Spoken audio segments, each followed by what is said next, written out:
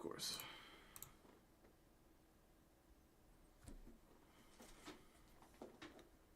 Because why not?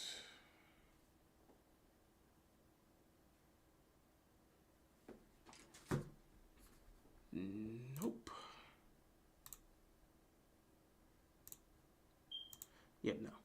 All right.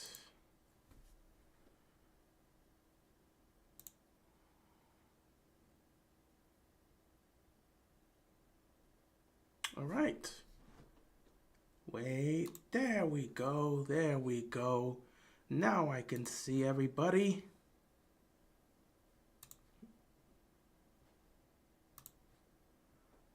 All right, so let's see here. So a few more things. Man, it has been a brick since I've been here. Huh. No, no, no, no. There we go.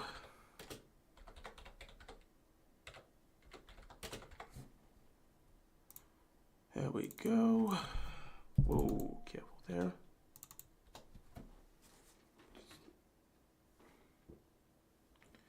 I'm good.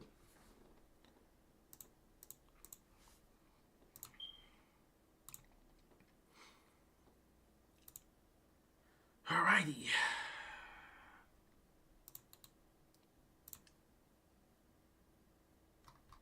We back at it.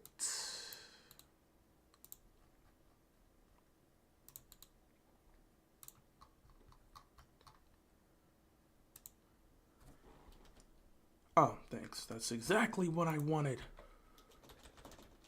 Jeez. All right.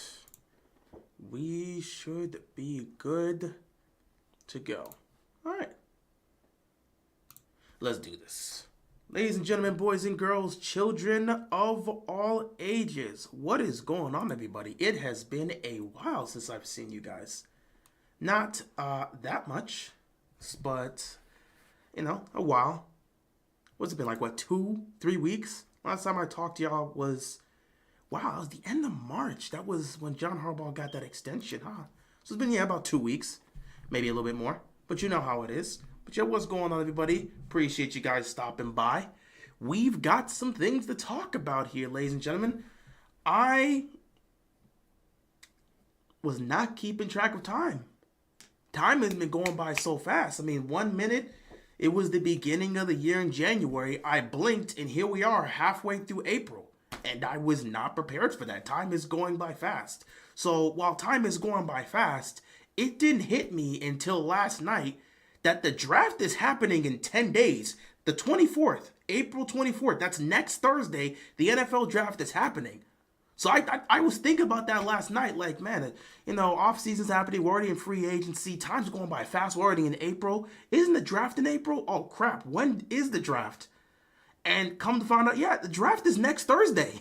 So I was like, yeah, I gotta hop on. We gotta discuss this because the Ravens have the most amount of draft picks of any team in the NFL. We have 11 draft picks. So what are the Ravens going to do with those draft picks? What do they need to focus on? Those are the questions that need to be talked about and discussed. So that's why I'm here today. Now, I will say this, though. The Ravens may have 11 draft picks, but that doesn't mean they're going to use all 11. I'm not saying they're going to trade up, but considering they have all these draft picks and we know 9 times out of 10, about 50% of those draft picks that they get in the later round will not be on the roster. It makes sense for them to use some of those picks to trade up, especially if it's for a guy they like. So I'm interested in seeing what Eric DeCosta is going to do. So despite us having those 11 draft picks, I don't believe we're going to use all 11 because I'm expecting us to potentially trade up for a guy that we may want in the draft. Especially in that mid-round, that second and third round, you could see them using some of those draft picks, going to trade up to get a guy they want to ultimately get. But, you know, that's kind of just how that works out. It's been a while since I've talked to y'all. How y'all been? Oh, ready for the play-in tournament? Nicholas, great mention of that. If it wasn't for me remembering the NFL draft, you guys would have seen me here tomorrow because the NBA play-in tournament starts off tomorrow, and I'm gonna be here for that. I'm gonna be here for the play-in tournament. I'm gonna be here for the NFL playoffs, NBA playoffs. Excuse me. If you've been on this channel, you know I'm here every time during the playoffs, and these playoffs are gonna be very interesting. So I can't wait to stream the NBA postseason. Um, the second half of the NBA season has been great. Now I've been following the NBA season for much of this year compared to like maybe the last year or two, like last season or 2 seasons. I've been really focused and locked in on this NBA season, and things pretty much went hectic as soon as Luka was traded. That's when things just got crazy, and here we are. All of a sudden, the Lakers go from a play-in team to a number 3 seed in the Western Conference, and now all of a sudden they look like a team that could go the distance. You know, they I don't like the fact that they don't have a center, but that weakness is overlooked by the sheer presence of Luka and what he brings to the table offensively alongside a LeBron and Austin Reeves that's had a great year. Like he should be a candidate for most improved player. He's probably not going to win it, but he should be a candidate. So the Lakers are now seen as a major threat. The Thunder have been keeping up all year. They look to be a threat. The Rockets have had a fantastic season. People still aren't taking them seriously, even though they're the number 2 seed in the Western Conference. They've been great this year. You got some surprises like the Clippers because a lot of people didn't expect Kawhi to be healthy. And, he comes back during the beginning of this year. He gets himself healthy again. And Kawhi and Harden have been a surprisingly great duo. And they found themselves to be a 6th seed. So they're not 6th seed, they'll be a 5th seed. So they're going to take on Denver. Denver, again, they've kind of been in this situation where it's been kind of a hectic season. They're not the same team they were when they won a championship. They've lost some pieces. They've been worse defensively. They fired Mike Malone 3 games before the NBA season was coming to an end. It's been crazy. The West has been a battle. Tomorrow we're going to see the Warriors fight for their lives in the play-in tournament. Wednesday I'll have to be here to probably see the end of the Miami Heat season. Then again, we always beat the Bulls in the play-in tournament, so that's not going to be fun. But yeah, play-in tournament's coming up. NBA playoffs is on its way. We're going to actually get to see some Pistons football. Jesus, what's wrong with me? We're going to get to see some Pistons basketball. Listen, I'm here to talk about the draft, and I'm speaking on basketball because of that comment, so I'm kind of muddled right now. But yeah, we're going to get to see some Piston basketball. That Pistons-Knicks series is actually going to be a banger. Knicks in 6, but that's going to be really interesting. You're going to get some Pacers-Bucks basketball again, which that should be an interesting series. Other than that, I mean, if Miami finds their way to get into the playoffs as an 8th seed and take on the Cavaliers, I'll have to be there for that, even if it's a 5-game series.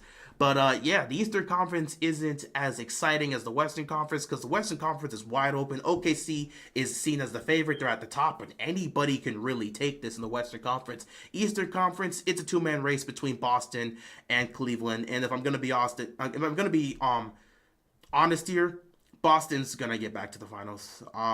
The Knicks haven't beaten a single contender all season. I think they're 0-14 or something like that. 0-12 or 0-14 against the top contenders in the NBA this season. They haven't beaten a single one of them. So at best, the Knicks are a second-round team.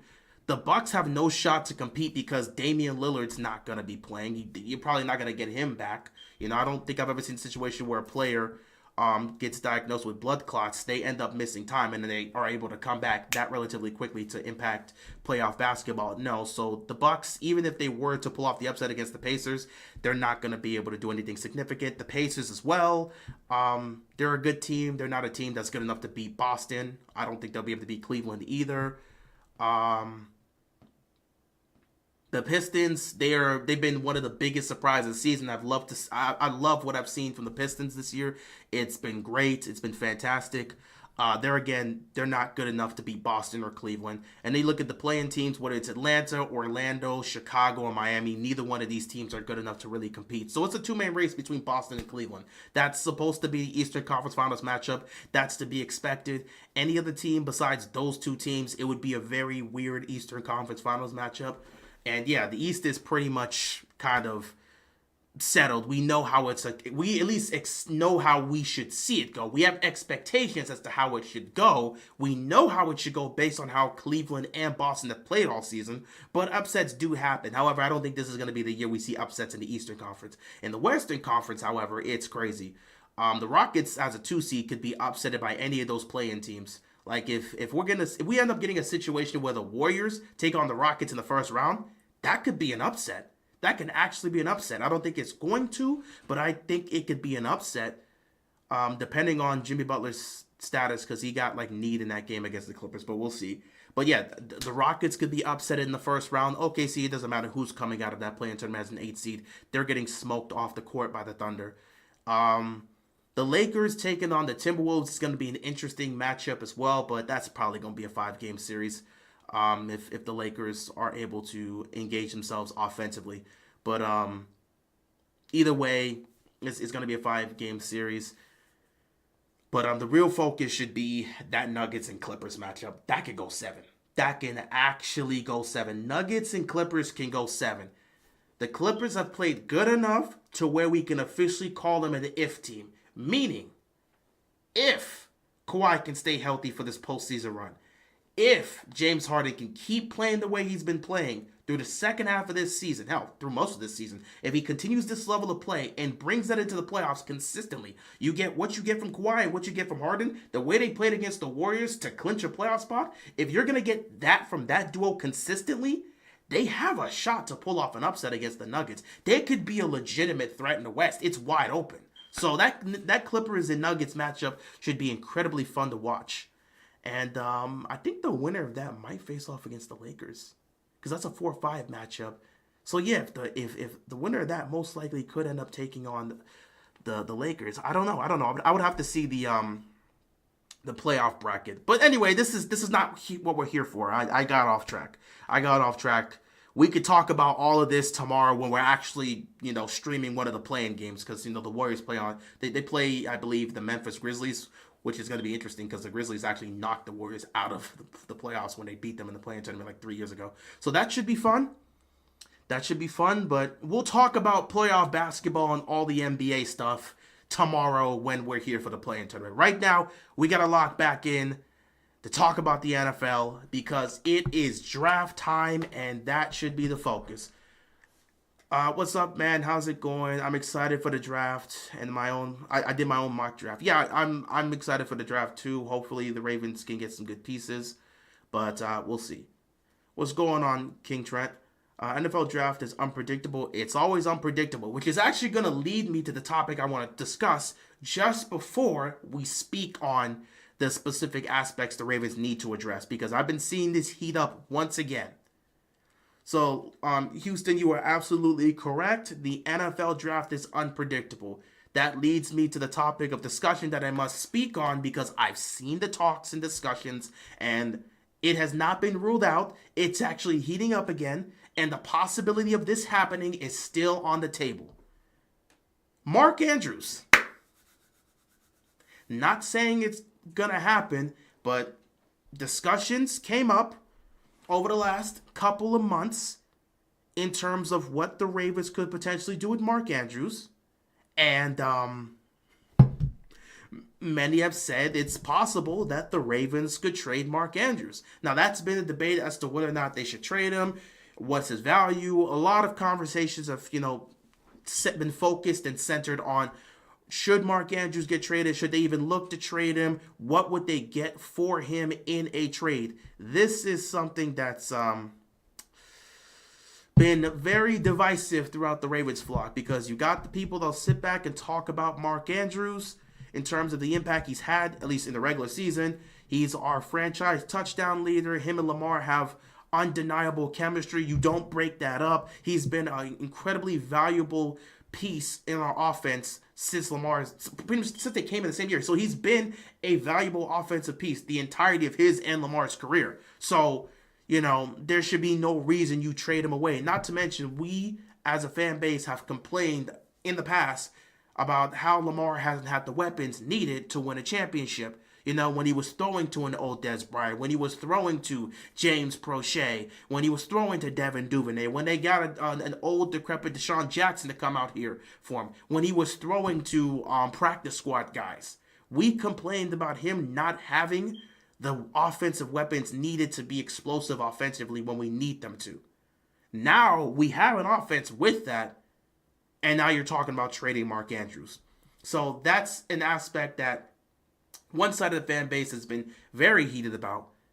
And then the other side of the fan base is like, well, one, the amount of money he'd be owed is a bit pricey for what the Ravens are gonna want for him, and Likely's contract is coming up soon, and they do want to pay this guy.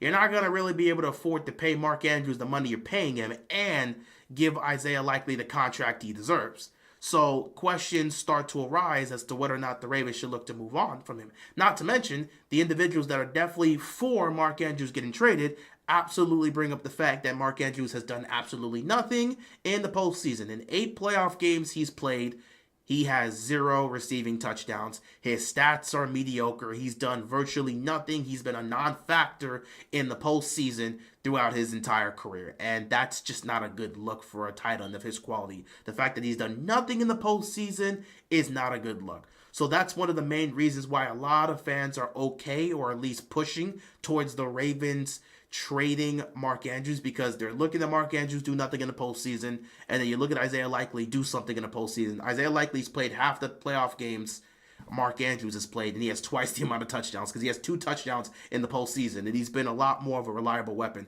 People still blame Mark Andrews for how the offense looked in the AFC Championship game because they found their groove, they were rolling, and then Mark Andrews comes back in, he doesn't force his way, they put him back into the lineup, and then all of a sudden, the offense is janky. So a lot of people are pointing the fingers at him, and that's a big part of why they're like, if we trade him, I wouldn't be mad about it. It would save us a lot of money if we do so, and it would allow us to be able to pay Likely the contract he deserves, as well as allow him to be the true number 1 tight end, which he should be at this point. So the Mark Andrews conversations have been heating up the last few months, but they kind of died down like over the last month. They kind of died down. However, as the draft has gotten closer and closer, they have begun to rise once again.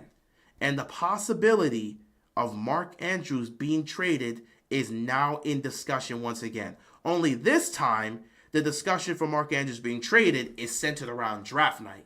So there's conversations that Mark Andrews could potentially be traded during the draft.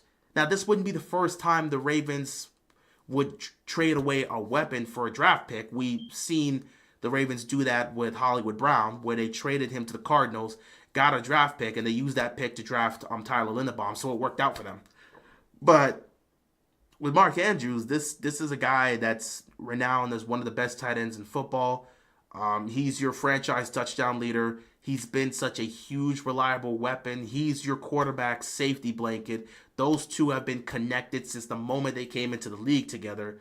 Are the Ravens really willing to trade that away to try to get a draft piece that may work out for them, or may not work out for them? Who knows? But the conversation around Mark Andrews being traded has now shifted towards him specifically being traded on draft night. So that is now opened up. And if Mark Andrews does get traded on draft night, what is he going to get traded for? What type of package would be put together? Would it be just 1 draft pick? Would it be 2 draft picks? Would it be a draft pick and a player? There's discussions about that. But the possibility of Mark Andrews being traded on draft night is a very real deal. We'll see next Thursday if that ends up happening.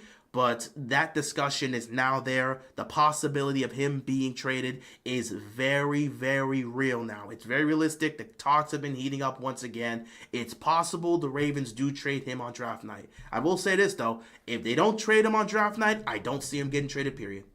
I don't see him getting traded, period, because I don't see the Ravens just waiting as we get closer and closer to June 1st. When you know what happens if it goes past that. If they don't trade Mark Andrews on draft night, they're not trading Mark Andrews, period. It's just not happening. He will be on the roster come regular season if Mark Andrews is not traded during the draft. So that is a conversation that has been heated up the last few weeks, especially leading up to draft night.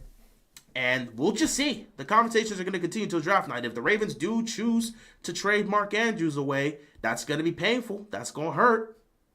But we have to see what type of haul they're going to get from him. It's not going to be anything major because, you're not going to get a huge deal for that tight end in this situation. Especially someone that's not even, he's not viewed as the best tight end, and he's not even a young guy in this situation. So, I don't think you're going to get a huge haul, especially for a guy that's suffered the type of injury he had, even though he's been productive in the regular season. The fact that he's done nothing in the playoffs could also, play a factor in it. Overall, I don't think you're going to get anything major from Mark Andrews. I don't see anything major coming off of a deal, potentially in a trade for Mark Andrews.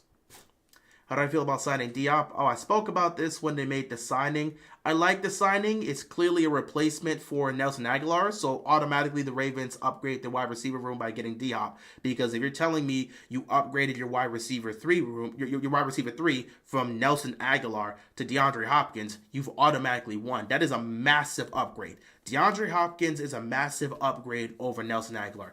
D-Hop's coming here to be the number 3 wide receiver.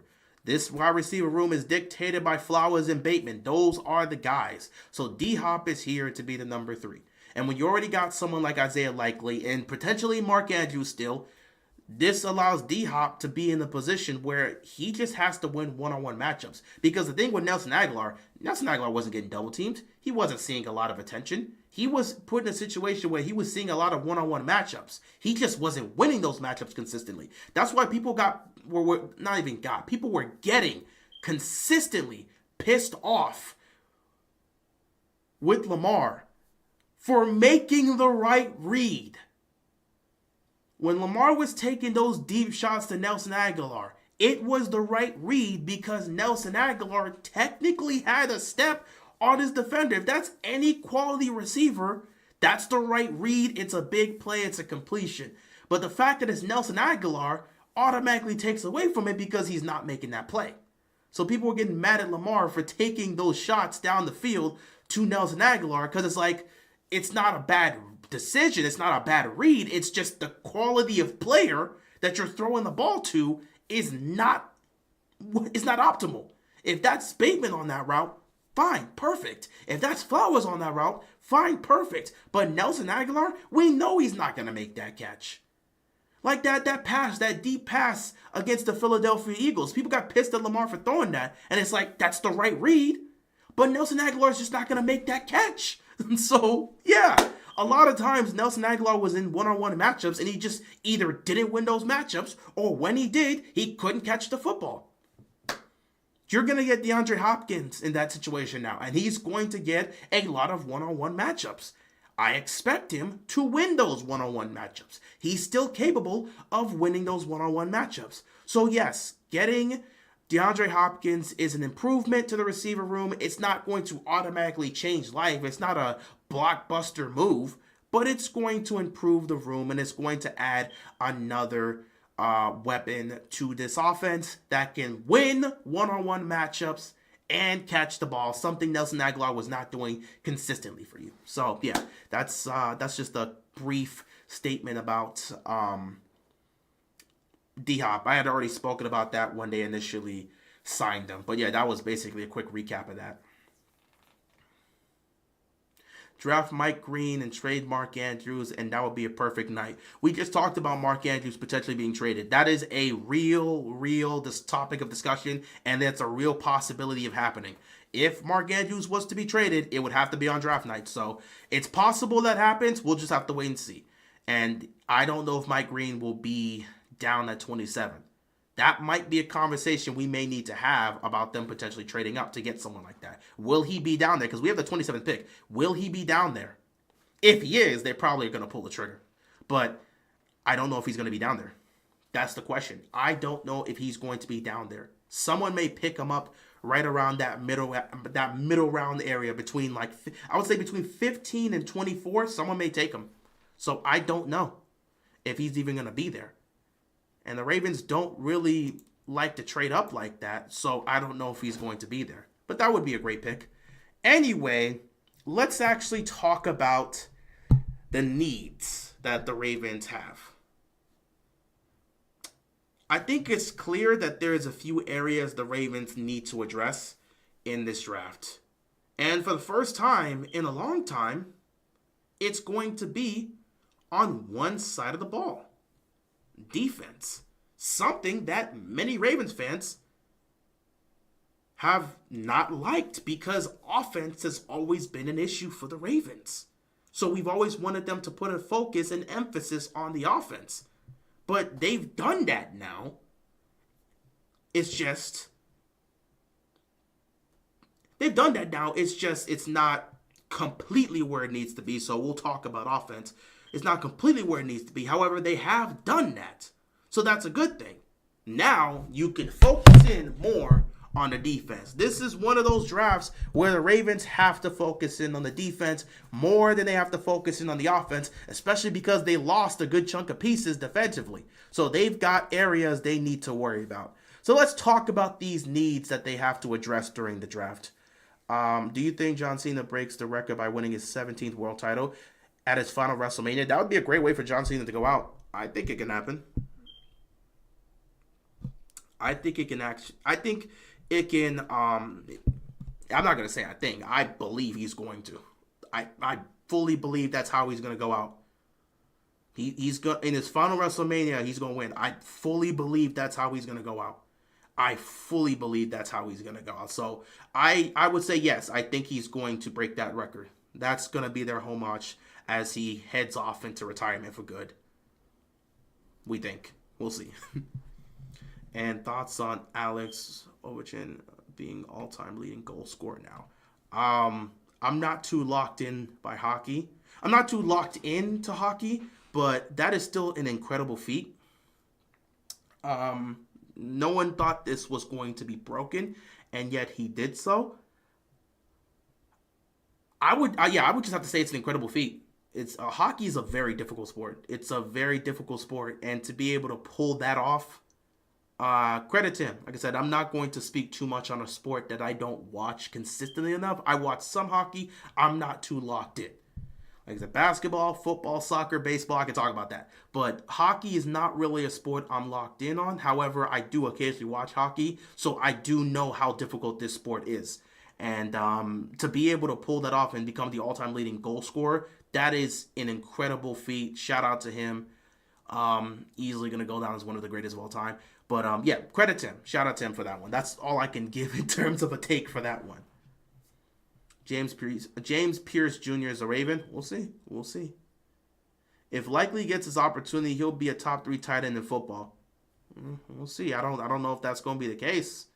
If he gets his opportunity, I don't know if he will or not. But, it is all about getting an opportunity, and sometimes you just need that. Anyway, let's get into these needs that need to be addressed in the draft. I think it's easier to start with the offensive side of the football over the defensive side of the football because offensively, there's really only one spot.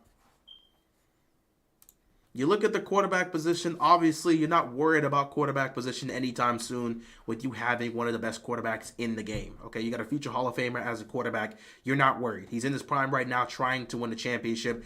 You're focused on surrounding him with everything he needs to win said championship. So the quarterback room isn't really an issue that needs to be addressed. Not to mention, you went out and got Cooper Rush. So you've got a quality backup for Lamar Jackson. The quarterback room is perfectly fine. You've got nothing to be concerned with. The running back room is just the same. Obviously, Derrick Henry is going to be back for another year. They're going to look to keep Derrick Henry here long term. The man said he wants to retire as a Raven. I don't see a reason why he shouldn't. And I get people having the concern, he's over 30, and usually running backs over 30, they start to slow down. But my thing is, one, with the way football is played today and the way things have changed with modern medicine and a lot of rules kind of being changed to benefit offensive players and the game kind of easing up in terms of the level of physicality, even though it's still a very physical and violent sport. The way things are played now is not the way things were played in the 80s and 90s. The wear and tear that the body would have as a football player back then compared to now is completely different. That's why someone like Brady was able to play till he was 40. And that's why you still have some of those other great backs that were able to play well into their 30s and close to their 40s. People talk about this once you get past the age of 30, you can't be effective. Dude, we literally watch Adrian Peterson well into his 30s still be effective. I watch Adrian Peterson still be effective I watched him be effective somehow in Washington back when they were the Redskins. I watched him do that in his 30s. Not to mention, no one's talking about this. Guys, he's right next to Lamar. Do you know how much being next to Lamar can extend this man's career? But he's coming off of 1,900 rushing yards. What are we talking about here? We have a perfect example of that. His career was coming towards the end. We all saw it. New Orleans saw it. So what ends up happening? We go and get him. Mark Ingram. Did we not see what Mark Ingram did his first year here in Baltimore? When you are literally standing next to Lamar Jackson, it can extend your career as a running back. So I'm not worried about Derrick Henry. Not to mention he's one of the last, arguably, even though I would still say you still got Saquon and McCaffrey that fill that. Many people believe he's one of the last great running backs. Legitimately, he's one of the last great running backs. So this idea that he's going to slow down, he's 31 now? He's going to slow down at 31 right next to Lamar Jackson when he takes care of his body the way he does in this era? I don't buy it. So I believe he's got a few good years left in him and he can still play at a high level. And even if he does slow down, again, he's next to Lamar. Why would I be concerned? Even if he gets to a point where he's not that number one back anymore, he would still be effective because, again, he's right next to Lamar, who can extend any running back's career. So, no, I'm not concerned about him. You still got Derrick Henry there. You still got Justice Hill. And, of course, people forget Keaton Mitchell. He's going to be 100% healthy. He was healthy last year. The thing is, he's coming off of a tough ACL injury. They didn't want to push him. They saw what happened with Ronnie Stanley where they tried to get him on the field off of that and pushed it. It didn't work. They wanted to make sure Keaton Mitchell had the whole season off to get himself healthy. So he's going to come into this upcoming offseason as he heads into training camp this year 100% healthy and back. So you look at the backs we have, we've got no concern with our backs. We have no concern with our backs. None. Then you take a look at the receiving room. It's not the most optimal in terms of having top tier weapons, but when you have a top 3 quarterback, you don't need to have the top tier weapons. You just need to have reliable weapons that can consistently get open and make plays. We have that now. You've got your duo in Bateman and Flowers. They're reliable. If Bateman can build off of what he did last year and just keep it up, I don't see a problem with that. You still have Isaiah. You're going to have Flowers. You have Bateman. You have Likely. As long as he's still here, you have Andrews. You don't have a concern with the weapons you have. You just added D-Hop, who's not going to be seeing double teams. Flowers is going to see double teams. Flowers seeing double teams. Bateman one-on-one. That's going to allow DeAndre Hopkins to be one-on-one. And he can still win those matchups. So I'm not too concerned. Obviously, you would love to have the top tier of top tier weapons, but you don't need to have the top tier weapons when you have a top 3 quarterback. You just need to give him reliable weapons. And right now, when you look at the state of their wide receiver and tight end room, they have those reliable weapons. So there's no concern to really go out and get a wide receiver like it was in previous years. For the first time, you're entering the draft where you don't need to really worry about the weapons Lamar has. That's good. So the quarterback room's good. The running back room's good. The receiver and tight end room's good. That leaves one aspect that needs to be addressed. Offensive line. No question. The offensive line needs to be addressed. That's the only thing offensively they have to address this draft. And in terms of the offensive line, it's really specifically the interior part. You have to work on these offensive guards. That's it. Entering this draft, it's all about the offensive guards. Because when you take a look at it, your left tackle solidified by Ronnie Stanley. And that is still the best move any team's made all offseason. Getting Ronnie Stanley back on a deal like that is the best move anyone's made all offseason. Because he could have got 25, close to 30 million a year anywhere else. And he settled for 20 in Baltimore. So you sit back and say, that right there was a fantastic move. The left tackle position's fine. The right tackle position with Roger Rosengarten's fine. The center position with Tyler Linderbaum is fine. It's only about the guard position. Right now, if you enter the season, your starting guards will be Andrew Voorhees and Daniel Faalele. Now, many of us have had our discussions and debates and discussions and debates and discussion and debates. and some hateful words spread. I'm not one of them, but trust me, we've seen it on Twitter. Some hateful words being spread about Daniel Faalele. We get it. We get it. A lot of people are not fond of Faalele. He was horrible through much of the season, but made incredible strides of improvement. And by the end of the year, he was playing really great, including the playoffs. Credit to him. He ended up playing in the position that he hadn't played before. He was there for the first time, and it took some time for him to learn, and he improved. And he ended the year on such a high note. However, I don't believe what he showed should be enough for the Ravens to feel 100% secure about that right guard position. It wouldn't be a bad idea to draft a right guard, have some competition, and see what you can get there. The Ravens love Faalele, so I'm not going to really argue this in terms of them getting another guy and potentially replacing him and putting him in the starting lineup. But I will argue that another guy should at least be there for the sake of competition. 9 times out of 10, Faalele's probably taking that starting job come September.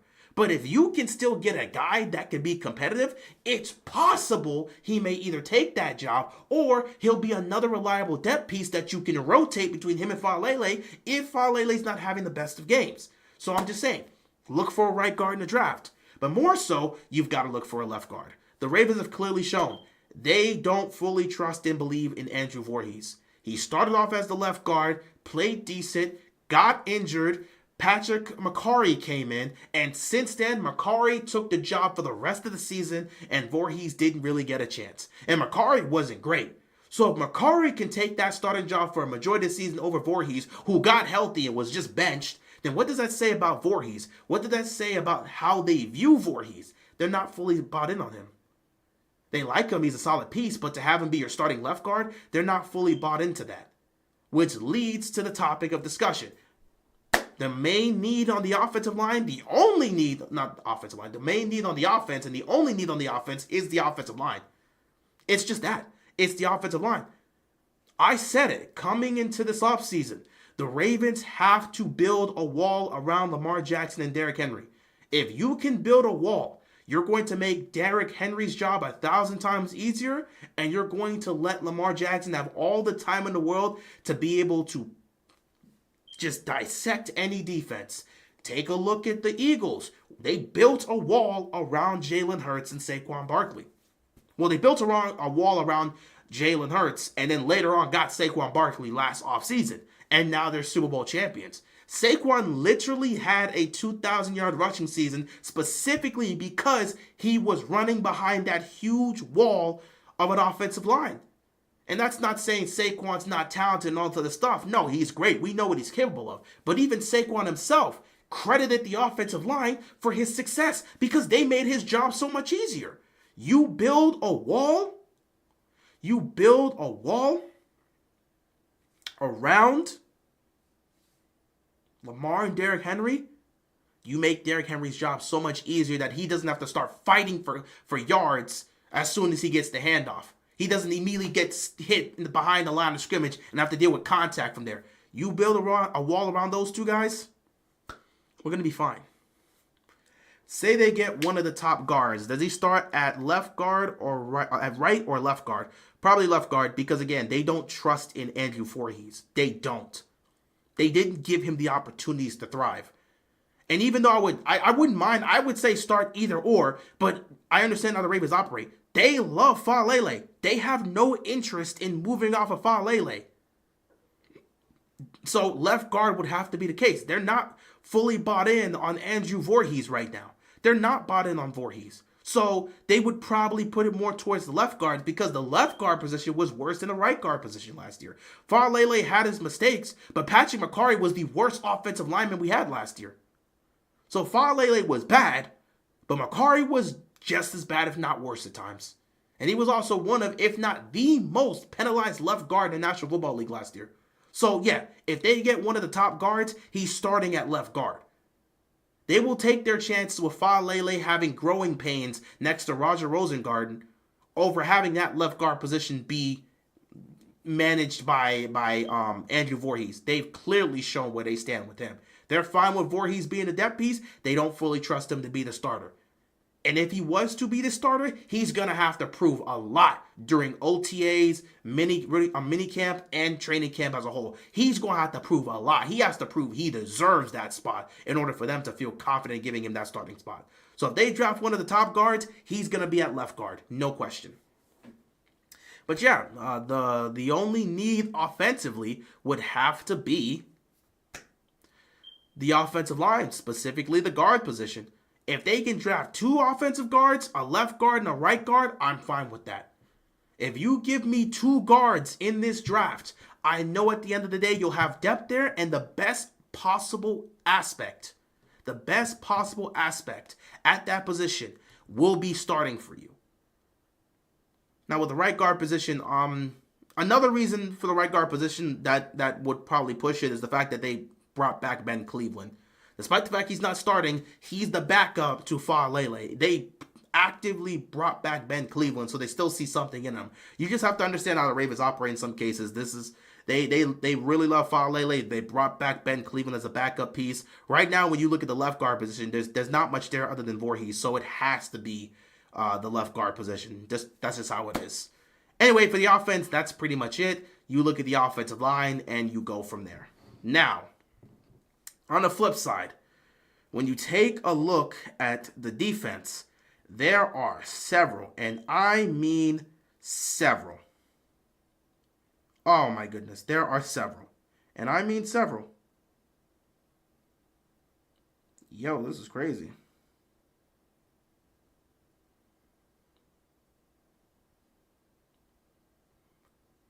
Oh yeah, sorry, I was just seeing some random stuff here. But when you look at the defense, there are several spots that you would probably have to look at. There are several spots that you'll probably have to look at that you would go with for the most part.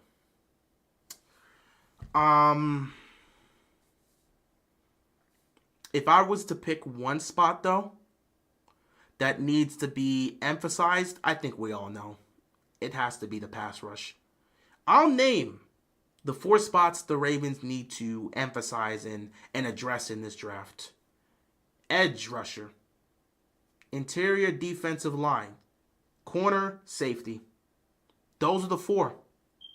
If you want to argue a 5th, the linebacking core, specifically because, you lost some linebackers, one of them being Malik Harrison. You're kind of thin there a little bit. You're starting Trenton Simpson next year. He's going to be a starter. So, even though he had an up and down year and really didn't show too much good stuff on film, he's going to have to step up big. So the linebacking core would definitely be number 5 to add on to this list. But yeah, interior defensive line, edge rusher, corner, safety. Those are the aspects they have to look at in terms of the draft here. Number 1 would have to be edge rusher. Guys, I am so sick and tired of watching the Ravens draft a developmental piece on that defense. I'm so tired of getting a developmental pass rusher.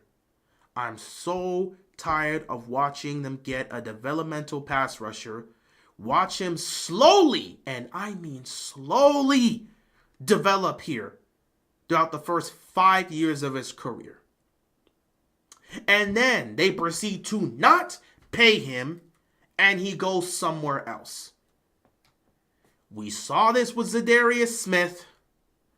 We saw this with Matthew Judon. And I think it's safe to say we can put his name there. Odafe Oweh might be the next one out. He's coming off of a season where he had 10 sacks. He might be having a career year. They're probably not going to pay him either. I'm tired of watching them to get these developmental pass rushers.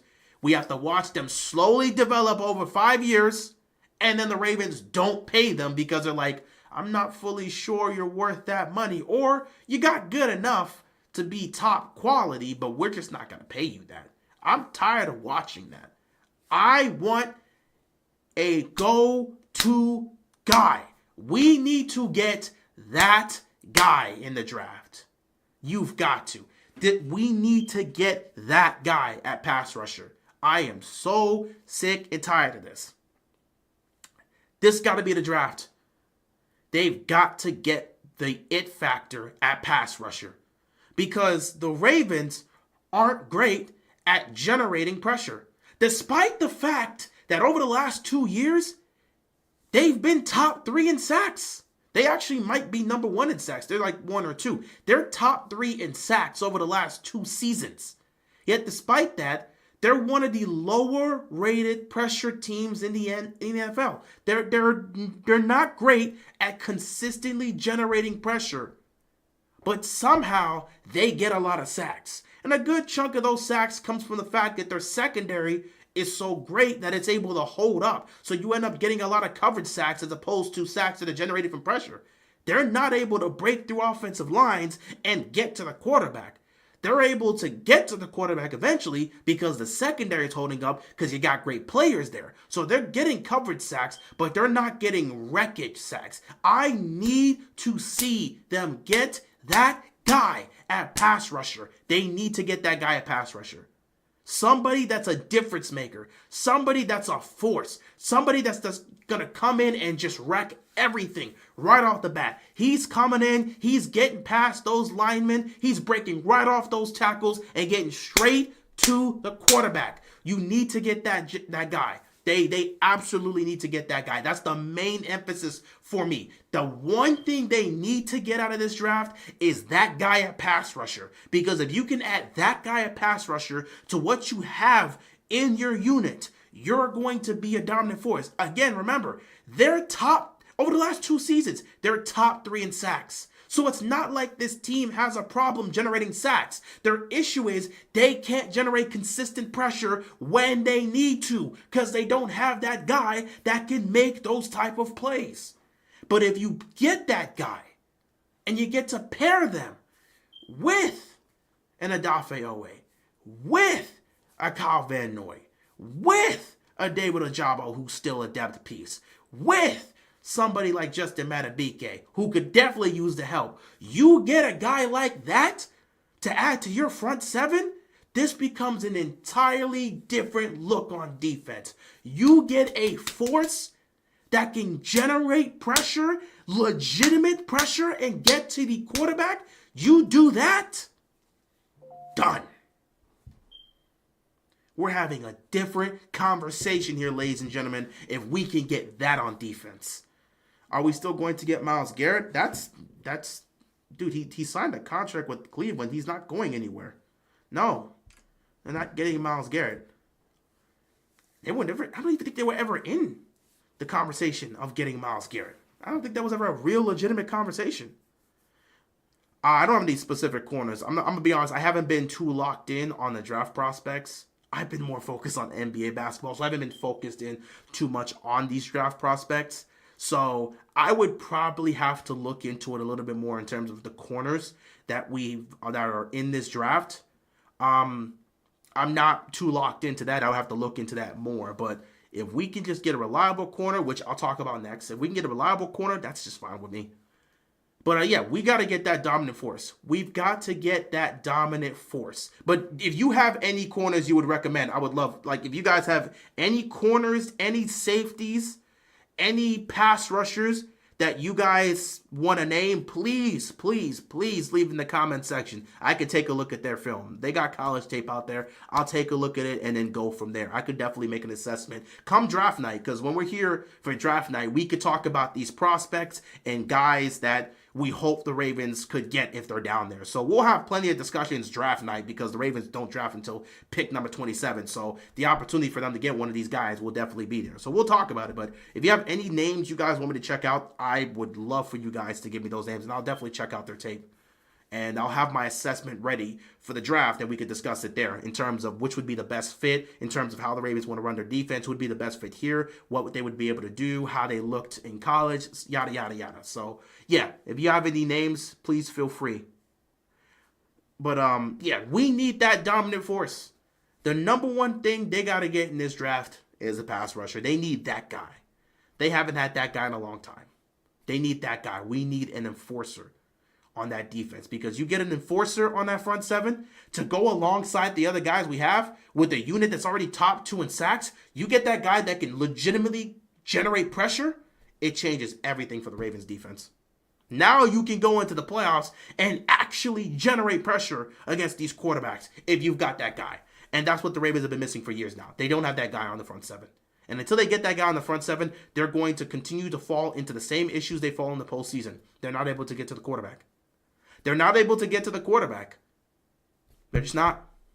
And that's problematic when you need to. They couldn't get to Mahomes in the AFC title game.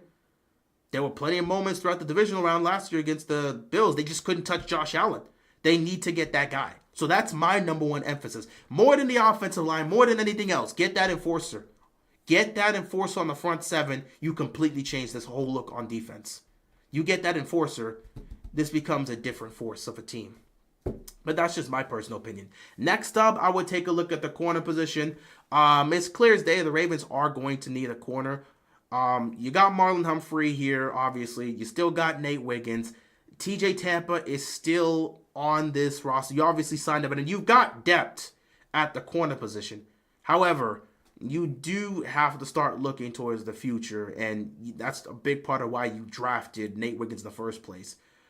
You go get that other piece to solidify that spot, a guy that can just come in and make an impact immediately. That would be great. Now, people have sat back and said, well, like I just said, TJ Tampa's on the team. And TJ Tampa could very well be that guy. And for those that are saying that, you may be right. He didn't have the opportunity to showcase what he was made of because he was hurt. He was hurt and recovering, and when he was recovered, he couldn't really get on the field. So there was nothing they could do there. But this year, he'll have a better chance because that corner position isn't exactly the most secure right now. Brandon Stephens is gone, thank God.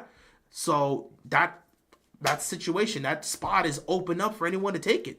If TJ Tampa is the guy that many people hope he can be, then he's going to have the opportunity to prove it in training camp. And if he can prove it in training camp, and potentially, I don't know if they're going to play him, but potentially prove it in the preseason, they may give him a look. They may try to put him out there during the regular season, give him some time, give him some reps. Who knows? And if he can prove it, he can get the job. They slowly did that with Nate Wiggins. Nate Wiggins proved himself. He proved himself throughout training camp. He proved himself in the preseason. We were watching when we were playing against the Eagles, and they were consistently targeting Nate Wiggins. He just kept shutting it down. He proved himself. They ended up giving him some playing time throughout the regular season early on, and he just kept proving himself until he found himself in the starting lineup, and now he's one of your starting corners.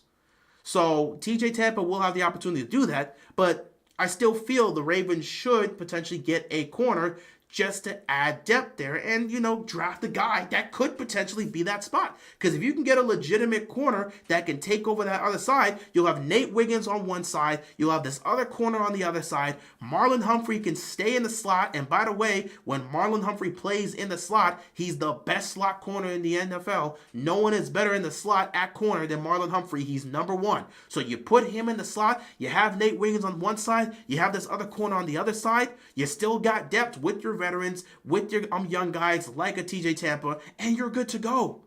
So corner is an aspect they absolutely have to look into investing in the draft. I wouldn't put that over getting a pass rusher, but absolutely a corner should be discussed, especially because you lost somebody in Brandon Stephens and you want to be able to fill up that spot. So corner would definitely be another spot that needs to be talked about. Other than corner, like I said, safety. Speaking of another guy that's off the team, thank the Lord, Marcus Williams is gone. You still got some depth there with a guy like Bo, and obviously Kyle Hamilton's still there. Ar'Darius Washington is to be determined. If somebody offers him a contract, obviously we have the opportunity to match it. I still believe at the end of the day, Ar'Darius Washington will return this season. I do believe they're going to bring him back one way or another.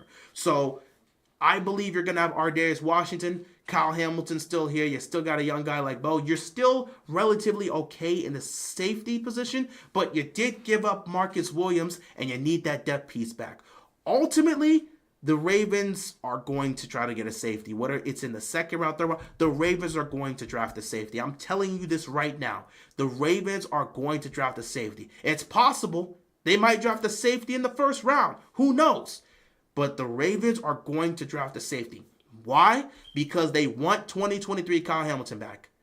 We love Kyle Hamilton. Obviously, now a two-time first-team All-Pro safety. one of the best, if not the best safeties in football, easily the most versatile safety in football. We love what he did last year. He literally changed the defense because they had him in the spot he was in 2023. Marcus Williams was sticking up the joint. They had to move him back into a free safety and have him anchor the defense like that, and it completely changed the defense in the second half of the season. So Kyle Hamilton is that guy. In my opinion, he's probably the second most important player on the team. Lamar is one. I would look at Kyle Hamilton number two because Kyle Hamilton on the field for that defense versus off the field, the defense is completely different. You can tell. So Kyle Hamilton is that damn important to the defense, which is exactly why he had to go back into that position because of Marcus Williams not performing. But with him being in that spot, Kyle Hamilton in 2024 wasn't able to be Kyle Hamilton in 2023. And the Ravens want Kyle Hamilton to get back to being 2023 Kyle Hamilton. They want to make sure that safety position is so solidified that Kyle Hamilton can go back to doing what he was doing in 2023. We were playing three safeties in 2023, which allowed Kyle Hamilton to roam on the defense. Whether he had to cover tight ends, whether he was having to cover the backs, whether he would have to blitz on the quarterback, Kyle Hamilton was free to do whatever he wanted on the defense while still doing his job as a safety. He got to freely roam because you had two solid guys back there in safety. Kyle Hamilton could do whatever the hell he wanted on the defense. And you saw in 2023, he was such a monster everywhere. Because he could go everywhere. If he needed to blitz the quarterback, he could blitz the quarterback. If he needed to cover the flat, he can cover the flat. If he needed to go one-on-one with tight ends, he could do that. They want Kyle Hamilton to get back to being that because he is a Swiss Army knife. He's so versatile. They want to be able to utilize that versatility on their defense. They want Kyle Hamilton to get back to doing that. What's going on, John? Appreciate you. Yeah, I'm doing good. Getting ready for the play-in tournament to start. NBA playoffs are starting soon, so I'll be here tomorrow for the play-in tournament. Should be interesting. But yeah, they want Kyle Hamilton to be able to roam the way he was in 2023. So the Ravens are absolutely going to draft a safety. I can tell you this right now. So just put that in your mind. They want to get back to that. They'll look for a safety in the draft. So pass rusher, obviously, corner, safety, and now last but not least, interior defensive linemen, and this is a discussion that's being talked about specifically because Michael Pierce retired. So you lose Michael Pierce to retirement, you want to be able to fill up that spot. Baltimore is going to look to do so. So I just added that one there specifically because I know they're going to want to add a piece in their interior defensive line, specifically because Michael Pierce retired, and that's going to be a hole that's going to be left there. So they're going to look for somebody like that in the draft. So, yeah, just be on the lookout for that. And, of course, to just throw another aspect, linebacker, because, again, you're kind of running thin on the linebacking core. Obviously, your starters are still going to be Roquan, and now Trenton Simpson is basically locked in on that starter spot, so it's time for him to step up and play well. But, yeah, linebacker. So that's pretty much it. In terms of what the Ravens need to address, it is offensively, it is the offensive line, the left guard and the right guard position. Defensively, edge rusher number one, because if you can get that guy, you change the entire scope of this defense. Edge rusher, interior defensive line, corner, safety, linebacker. That's pretty much it. So if we look at it, edge, corner, safety, interior lineman, linebacker, left and right. That's about seven. That's 7 spots. That's 7 spots. The Ravens have 11 picks. All these picks ain't going to work. They could easily use 4 of those picks to trade up to get one of the guys they want. But they got 7 spots they're going to look to address in this draft, even if it's just for a depth piece. So just be on the lookout. They got 11 picks, 7 spots we talked about here in this stream. They're going to look to go address that in the draft. Why Michael Pierce retired? I mean, he chose to retire. He felt this was the end of his career. Well, he felt that this was the perfect time to just end his career. Sometimes guys just retire, They'll play in the league 3, 4, 5, 6 years and say, you know what? That's it for me, man. I feel like this is it for me. I've done all that I could, or I did everything I wanted to do, or I feel like, where my body is right now, this is the perfect spot for me to end. People retire for a plethora of reasons. Michael Pierce is just one of them. So, He just chose to retire. We appreciate everything he's done, and we wish him a happy retirement. Which NBA playoff series you looking forward to? West playoffs about to be nuts, but Clippers Nuggets about to be. I mean, you just named the series. Clippers Nuggets is the series I'm looking forward to. I will probably be streaming that one as much as I can if I can. But yeah, Clippers Nuggets. That's the playoff series I'm looking forward to. But other than Clippers Nuggets, Knicks Pistons. Knicks Pistons is the other series. That's going to be a lot of old school level basketball. That's going to be a lot of old school level basketball. With the way those two teams play, that's going to be a low scoring series. I don't see that getting to like 120 plus points for both teams, man. I don't know how often that series is going to crack 100 plus points between the two of them. It's going to be a lot of physicality, a lot of trash talking. That's going to be an old school series. And I enjoy series like that. So, yeah, Knicks and Pistons is going to be the series I'm definitely looking forward to, at least for the Eastern Conference. So my Eastern Conference pick would be Knicks, Pistons, Western Conference, Clippers, Nuggets. Everything else, I don't see them being anything major. A series that we could talk about, they have to win tomorrow. But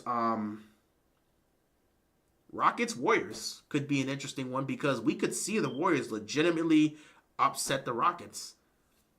But, the Warriors have to make sure they make it in the playoffs. So we'll see what happens tomorrow. I think they take on Memphis tomorrow. And if they win, they'll be the 7th seed and they'll take on the Rockets in the first round. So we'll see what happens there. If they lose, they got to play a second play-in game for a chance to go fight against OKC in the first round. Lakers and Wolves. I'm not going to lie. I'm not really looking forward to Lakers and Wolves. They'll be interesting. I think it'll be somewhat interesting. Anthony Edwards isn't going to make it fun. But I don't see how the Lakers are not winning that series in 5. I'm being dead. Even with the size, I think the size of the Wolves will bring some problems to the Lakers. That's been an issue I've had with the Lakers, and the big part why I feel like it could cause them to not win a championship. They don't have a legitimate center.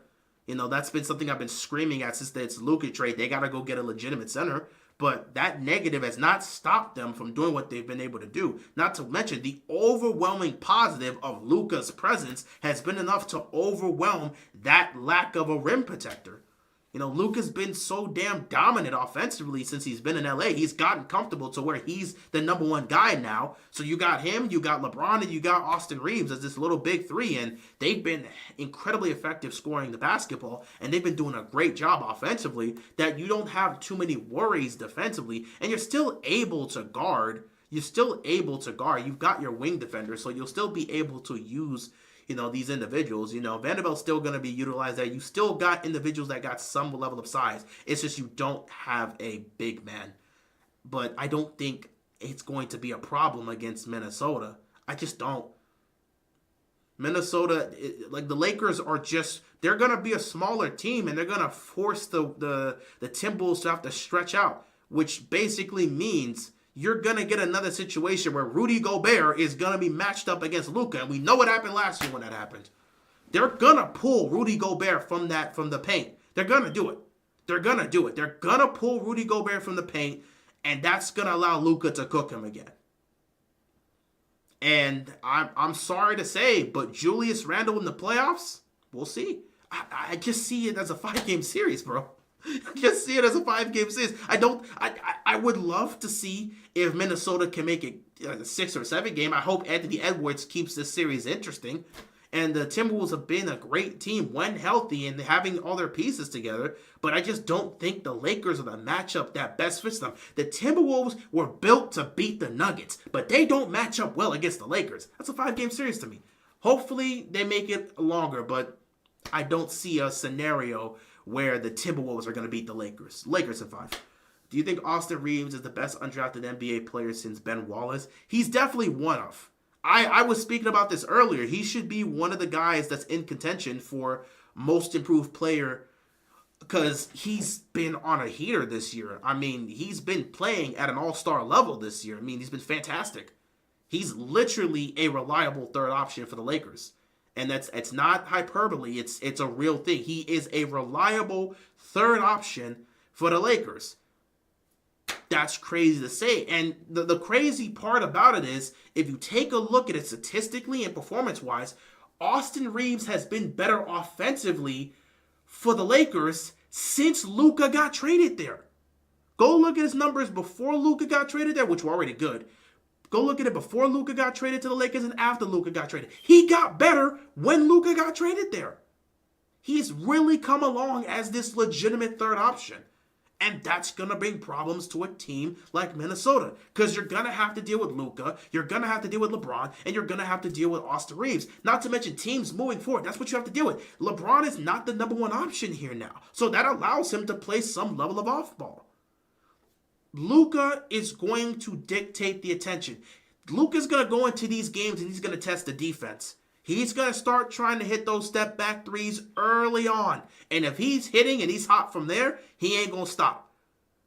So now if you step up to try to stop him from hitting those step back threes, he's going to drive right past you and either finish at the rim, get the contact and get the foul, or he's going to pass out to an open dude because he's going to collapse the paint. It's going to cause people to collapse in to try to stop him.